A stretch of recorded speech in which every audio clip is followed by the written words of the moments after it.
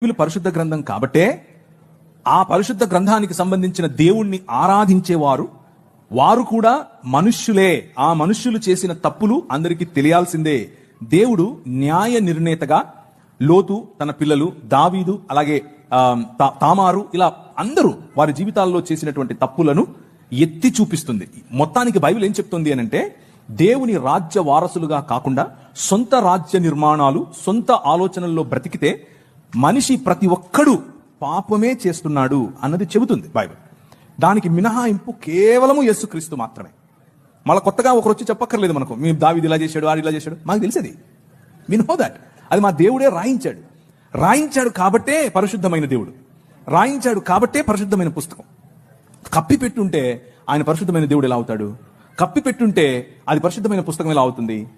అది కేవలము ఒక అజెండాతో వచ్చిన పుస్తకం అవుతుంది.